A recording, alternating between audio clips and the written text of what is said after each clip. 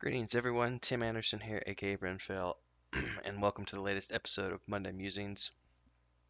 I apologize today if I'm a little lackluster in terms of energy and, of course, looks.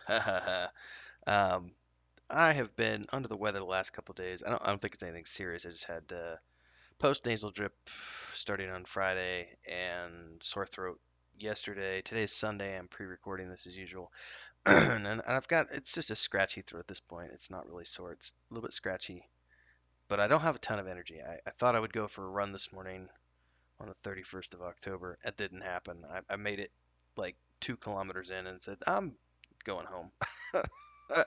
So I came home, took a shower, and I'm going to do this for y'all. But yeah, it's all good. Um, Past week has been all right. So there's a lot of Project Raymond stuff we could talk about today. But before I do that, last week we talked about the Dune film, which is amazing. If you haven't watched it yet, highly recommend it. Um, I this past week, one of the films I finally watched Pig with Nicolas Cage, which I managed to avoid spoilers. One second here. I managed to avoid spoilers as best I could. So I had heard some people saying, "Oh, it's we hope it looks like it's gonna be uh, John Wick, only with Nicolas Cage." And that was the only thing I ever read was people speculating that's what it might be. It was not. It's not an action movie at all. It's definitely a drama film. A little bit of dark comedy to it. Um, but I found it to be one of those rare Cage movies, Nicolas Cage movies, that his performance is like not the crazy over the top Nick Cage, but just like a really solid um, really solid Nicolas Cage performance. The kind of stuff that you know made him into the actor that he was, before he had the bankruptcy and not the bankruptcy, but before he got in trouble for not paying taxes and had to do a whole bunch of crap movies. And he has since continued to do so because why not? Um, if you look at guys like, say, what was it, David Carradine, the guy from Kung Fu? I want to look up his name real quick. Yeah, David Carradine. He was the guy from Kung Fu. He's in Kill Bill. I mean, a lot of people know who he is. He's one of the Carradine brothers. I always looked at David Carradine and said, it's another typical actor who just did a lot of movies. Some of them were good, a lot of them were bad, but he just did movies. That's what he did. Was he just did 5, 6 movies a year, his whole career until he ended up, having getting, I guess erotic strangulation, death by erotic strangulation in Bangkok, I think is where it was, or something like that. Anyway, I look at Nick Cage and I see David Carradine repeating itself. Because Nick Cage, as great of an actor as he is, ignore the crazy over the top movies, um, and look at him just as an actor. He's a really good actor, but his personal life is a wreck. And I can't remember who I was talking with this. I was talking to somebody about this recently. Probably maybe it was my brother. Looking at success, you know, uh, this is the perfect example of someone who has millions of dollars and yet appears to be an incredibly unhappy individual who is just incredibly lonely and has been through multiple marriages and divorces and is constantly battling alcoholism. It's just like a couple weeks ago, I got kicked out of a restaurant in Las Vegas for just being literally so drunk that he couldn't stand up. Just piss faced drunk. And you have to wonder, what is it that makes a person, this is just, I think, proof of the adage that money doesn't necessarily buy happiness for everybody. It does buy happiness for some people, but the reality is that at some point, money is just money. It's just there. And you can have there's comes a certain point where if you have enough to cover your bills, once you reach the point where you've covered your bills and you have excess, it's like what, you know, it's not like it's bringing you any additional happiness. I mean, it might feel good to buy a new car, but that's a temporary fleeting thing. So I look at Nick Cage and it's like it's a sad kind of juxtaposition of a brilliant actor who has a horrible personal life and apparently is very lonely and sad and just treating that with alcohol. Um, but I digress. Let's get back to the movie itself. Pig was a very good movie. It's very slow. Again, it's not an action movie. It is a drama, but it does highlight Nick Cage, you know, at his finest. Is just a really good character actor. Kind of like was it Port of Call, New Orleans? I think is what it calls, where he plays like a drug addicted cop. That was one of those movies where his performance was just absolutely out of this world. And not over the top out of this world, but just like really, really good. And films like Knowing, um, he's a really good actor. He just does a lot of other crazy stuff like that kung fu space movie I watched a few months back that was so bad I just skim watched it and shortened an hour and a half movie down to like 45 minutes because I just couldn't be bothered. It was so bad. Anyway, that was one of the things I did this week. I'm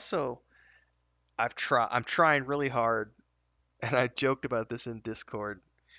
Um, I've gotten my hands on both of the Ewok movies from the 80s, which I have fond memories of watching when I was a kid, but I haven't seen them since then.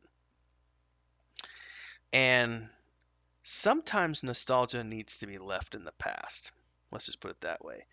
I have tried 3 times to watch this first film over this past week, and I can never get more than like 10 minutes into it, maybe 15, before I just have to stop and be like, oh my God, this is so.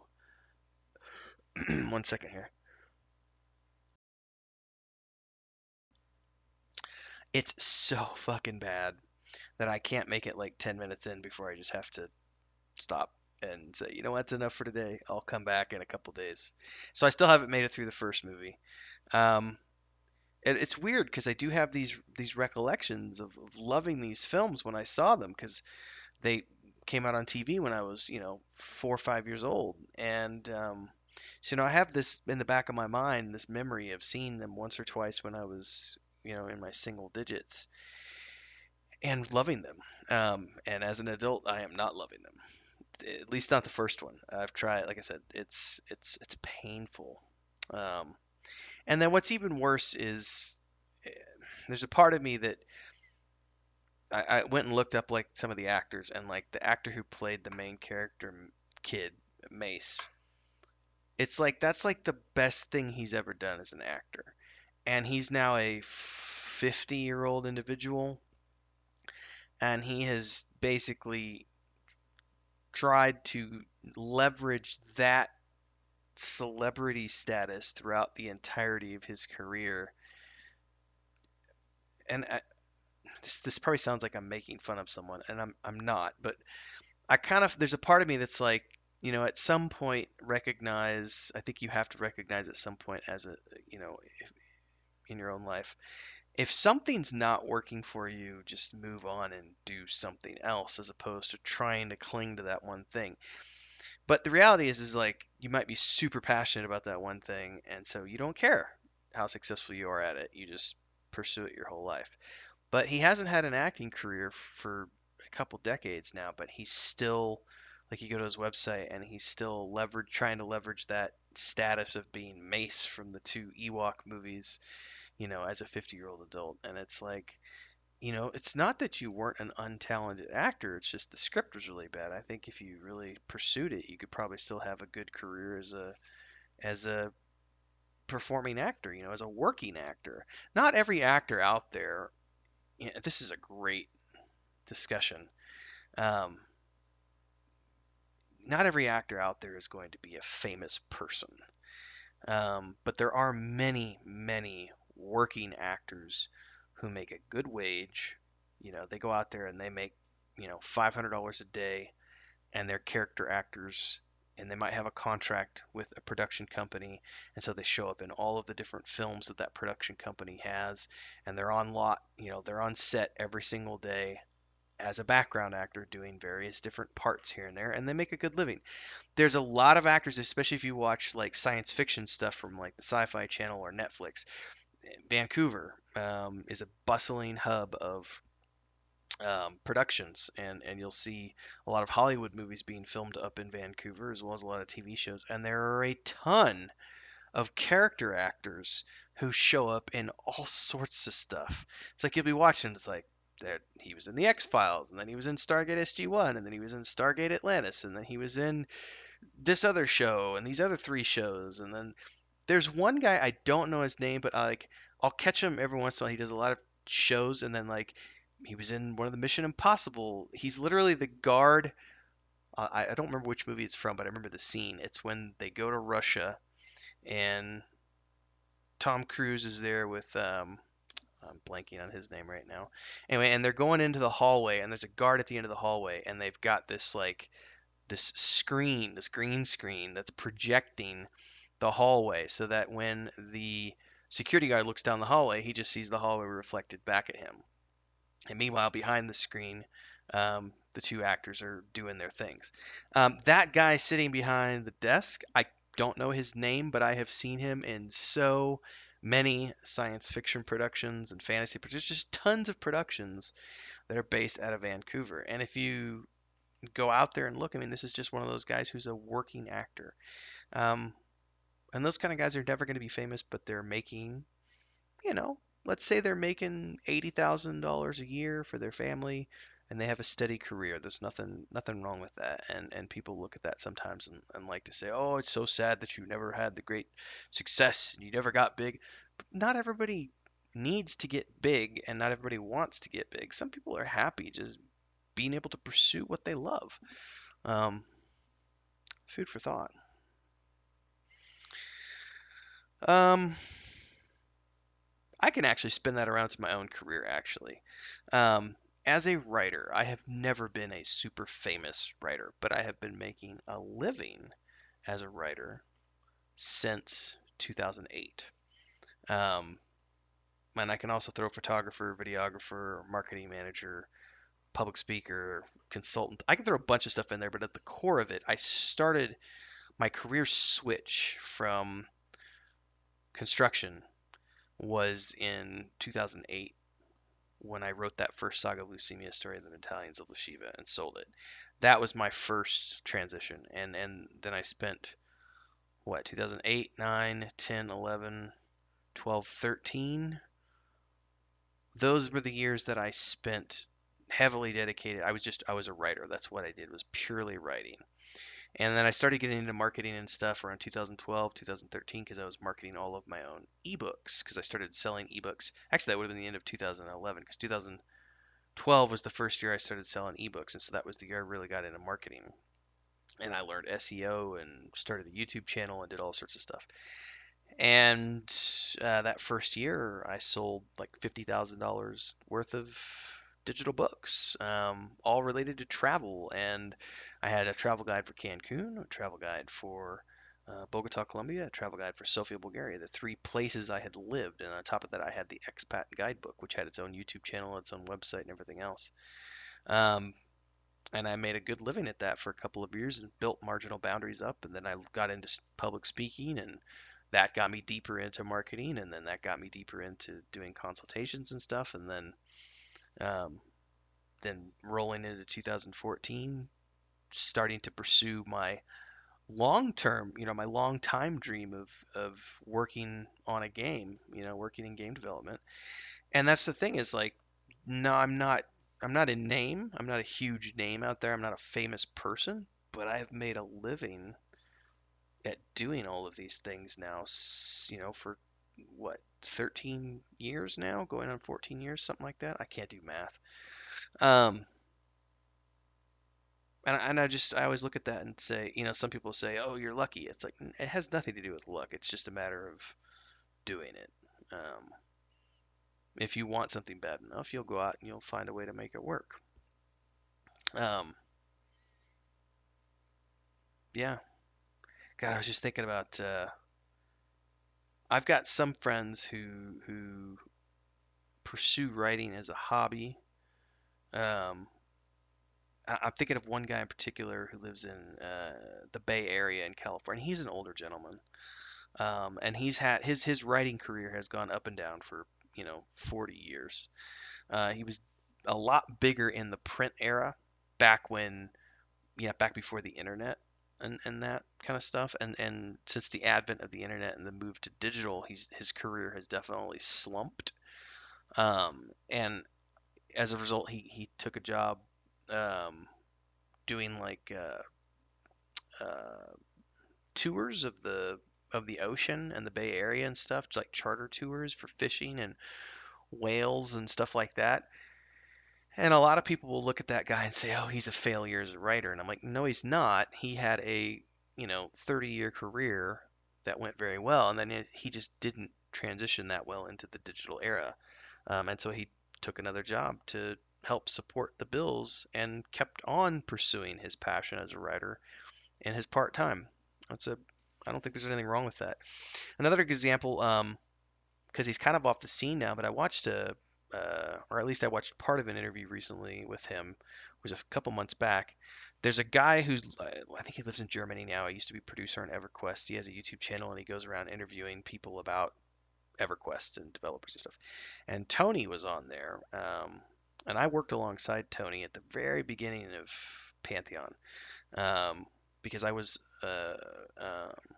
I was their first community manager. It was funny. I logged into their forums. This is right before we did Saga Leukemia. That was what opened my eyes to the possibilities. I went, because I was on board with them for, I don't know, 3 or 4 months. Um, but I left with Tony and the other guy, I forget his name. All the original crew who left when there was the controversy over Brad taking the $50,000 for the medical bills. But Tony has worked in the development space for a long time. He worked on EverQuest, EverQuest 2, Defiance, some other titles. But then I watched this interview with him recently, and I noticed he kind of faded off the map like 4 or 5 years ago.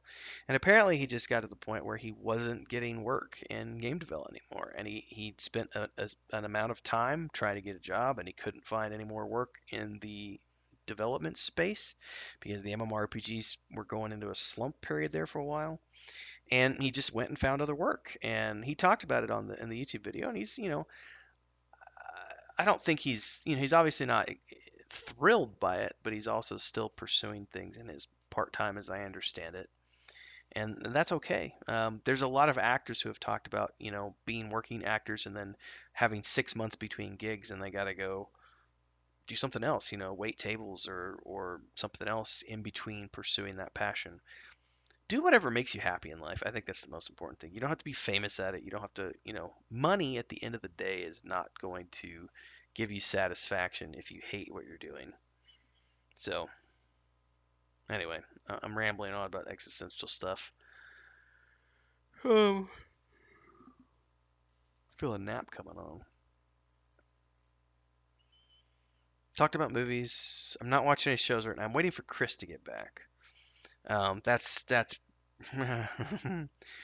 she went out there anticipating that it would be a 3 to 4 week thing to get all this paperwork taken care of, and it's proving to take longer. Some of which is due to COVID and just everything slower these days, but also just because the way things are in Mexico when it comes to paperwork is just slow. Nothing's computerized. Everyone still does everything. It can be frustrating sometimes. As much as I love Mexico, this is a frustrating aspect of it. So she's now a week and a half behind schedule, and she's supposed to go back into the office today actually and find out if the paperwork is ready and see if the government officials have done their job so that they can get paperwork signed. And it was supposed to be done last Monday and it wasn't. So now it's actually before that it was supposed to be done on a Wednesday. So, they've already pushed it back multiple times. This will be the third time she's gone into the office.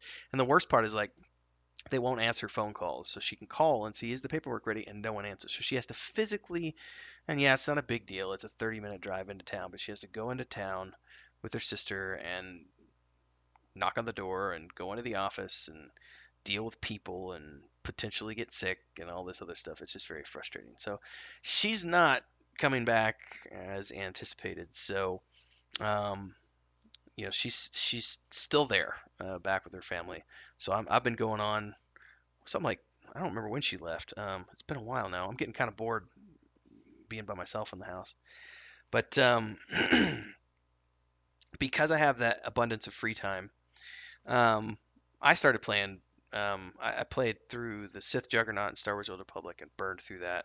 Those episodes will be coming out periodically, but I did 20, 21, 22 episodes.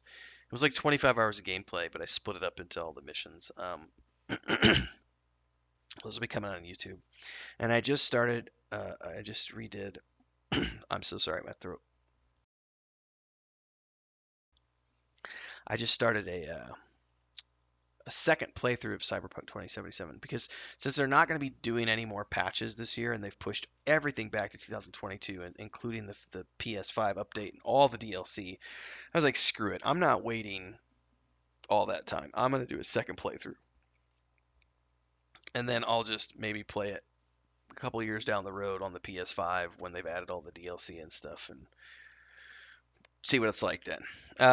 So I'm doing that right now. That's pretty fun. But the big thing this past week, obviously, was we launched the demo and all of the branding for the Weave in the Void, um, which is what we've codenamed Project Jammin for the past 8 months. Um, we had everything ready at the end of. I'm trying to think here. I don't know, maybe at the end of August, like mid-September, we kind of had most everything ready. But then we had to wait on the lawyer, because the lawyer was a month out. So we didn't actually get to sit down and finalize paperwork with the lawyer until October 11th. And then by that point, we just kind of decided to go off and work on other things. And then once we got all the paperwork signed, we spun back around and added the polish that we needed to add and did all the testing we needed to do. And then basically 2 weeks after that, 2.5 weeks after that, something like that, we launched the demo. So that went live on the 28th, I believe. We said November 1st, and we had it. We had a meeting. I think it was the 25th, that Monday night, last Monday, and we said, hey, we could have this done by like Wednesday. Do you want to do it? And he said, and my brother said, sure, let's go for it. So we just buckled down and got everything ready, and then launched everything on the 28th, which was kind of cool, being able to do that a few days ahead of our schedule. So it's out there now. Feedback has been overwhelmingly positive. No one has come back with any bugs yet, which is great for us. That means we managed to get all of the bugs in between our testing, the beta testers from Patreon, and then there doesn't seem to be any hitches, I should say. There's no hitches. Um, it's working, so that's great. So it's out there, and obviously we now have all the social media and all the websites are up, so you can go find those.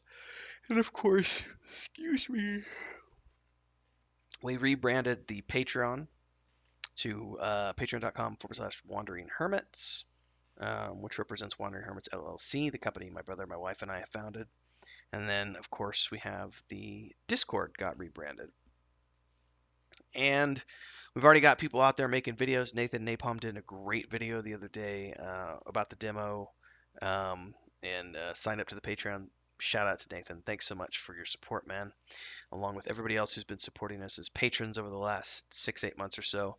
Um, we just did a blog post yesterday, the 31st, on Patreon. It was an open post, public to everybody, and we talked about some stuff and shared off some screenshots and everything else. It's been a really cool um, moment to finally get all this stuff out there and get it in front of everybody's eyes. Because moving forward, now the hard part's done. Everything else is just time consuming. So it's just fleshing out the rest of Marin's Rest. Then we've got a handful of forest zones, and then we have some zones on the island. And then that's it. Now, the theoretical goal behind the scenes is that we're going to try to have everything theoretical. I say theoretical. Try to have everything wrapped up by March. I don't know what that'll look like, but traditionally my brother starts getting lots of free time starting in November because of the holidays, and also because of the cold weather. He can't go out and drive his excavator around, and there's not a lot you can do with the cows other than just feed them every day because they're not birthing, they're not, anything like that. Um, so especially like January, February, he has a ton of free time. So we're going to see how far he gets. But the idea is that we're going to try to have everything as close as we can by March. Um, Tabletop source book and module and everything else, that'll all be ready by March. I don't know that we'll actually have the module ready by March, like to publish. The source book will be done for sure. I'll start looking for. I thought I was going to do it in November. I might just wait till after the holidays though, because I've discovered that I could just go to Fiverr and people have pretty quick turnarounds on Fiverr if I need character art. So that's the only art that I'm missing is character art for the source book.